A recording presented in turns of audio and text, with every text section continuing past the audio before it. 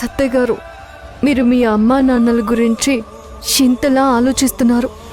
అందులో సగం అన్నా మిమ్మల్నే నమ్ముకున్న మీ భార్య కోసమైనా ఆలోచించరా? మీ అమ్మగారికి తోడుగా మీ నాన్నగారు ఉన్నారు. మరి నేను మా అమ్మ గురించి ఆలోచిస్తే మా అమ్మకు భర్త లేడు, ఆరోగ్యం సరిగ్గా లేదు. మనకు తోడుగా నేను మా అమ్మని తెచ్చుకుంటాను అని అంటున్నానా? అవును, నువ్వు కూడా మీ అమ్మని నీ వెంట తెచ్చుకోవచ్చు కదా. అల్లుడి ఇంటి మీద పడి తినడం మా అమ్మకు ఇష్టం ఉండదండి. అల్లుడేంటి, కూతురిల్లు కదా, తను దర్జాగా ఉండొచ్చు. తనకంటూ ఒక వ్యక్తిత్వం ఉంటుంది కదా. ఒక ఇంటికి ఆడపిల్లని ఇచ్చిన తర్వాత కూతుర్ని అల్లుణ్ణి అప్పుడప్పుడు తన ఇంటికి తీసుకువెళ్ళాలి అనుకుంటుందే కానీ మా అమ్మ అల్లుడింట్లో ఉండమన్నా ఉండదండి. మా అమ్మ గురించి, మీ అమ్మా నాన్నల గురించి కొద్దిసేపు పక్కన పెడితే అసలు మనం ఎక్కడున్నాము, ఏం చేస్తున్నాము, ఏం ఆలోచిస్తున్నాము, ఇవి కదా తెలుసుకోవాల్సింది. సత్తయ్య గారు, నాకు తెలిసింది చెప్తాను. కుటుంబం కంటే మించింది లేదు. మీ వాళ్ళకంటే అయిన వాళ్ళు ఇంకెవరూ లేరు. మినిస్టర్ గురించి ఆలోచిస్తున్నారు. మినిస్టర్ మీ వాడవుతాడా? ఇతడు నావాడు అని చెప్పుకోవడానికి అతను ఇంకెంతకాలం ఉంటాడో మీకు తెలీదు, అతనికి తెలీదు. ఇది జీవితం. కలిసి ప్రయాణం చేయాల్సినప్పుడు కలిసే ప్రయాణం చేయాలి. అదే మన ప్రయాణం.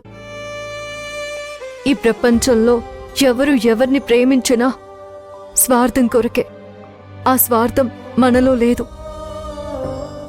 ప్రేమలు, ఆప్యాయతలు, అనురాగాలు ఇవే మన మధ్యన ఉన్నాయి. వాటి కోసమే మనం కలిసి ప్రయాణం చెయ్యాలి అంటున్నాను.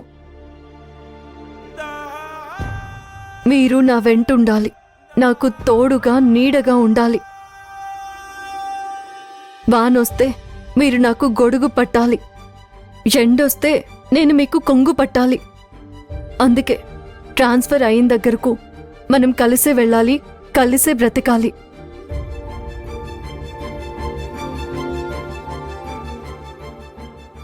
ఎన్ని చెప్పినా గాని ఈ మనిషి నాతో రావడానికి ఒప్పుకుంటాడా లేదా అర్థం కావట్లేదే.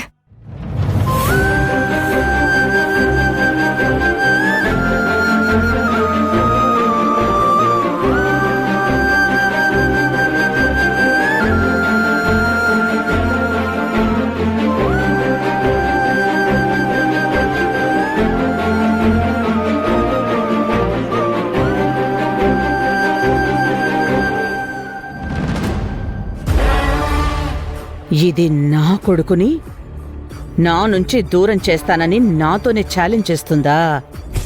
ఎంతకాలమని ఎగిరి పడతారు, ఎంతకాలమని ఇలా బెదిరిస్తారు? నువ్వు నా కొడుకుని తన్నుకుపోవాలని చూస్తే అది జరగదు. జరిగేలా నేను చేస్తాను, మీరు చూస్తూ ఉండండి. ట్రాన్స్ఫర్ అయితే ఇది వెళ్ళిపోతుంది అనుకున్నాను గాని నా కొడుకుని తీసుకువెళ్తుందని నేను అనుకోలేదు.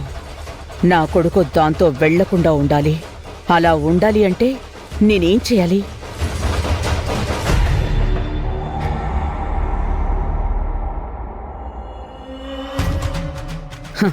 ఎస్, నా కొడుకు ఈ ఎలక్షన్ టైంలో మినిస్టర్ గారికి అవసరం. ఈ విషయం ఆయనకి చెప్తే ఆయనే చూసుకుంటారు.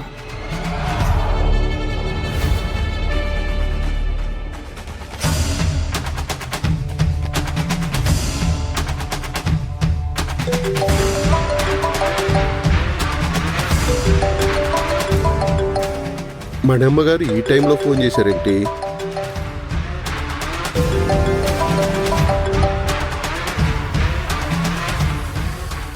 ఏంటి మణమ్మగారు ఇంత సడన్ గా ఫోన్ చేశారు? సార్, మినిస్టర్ గారు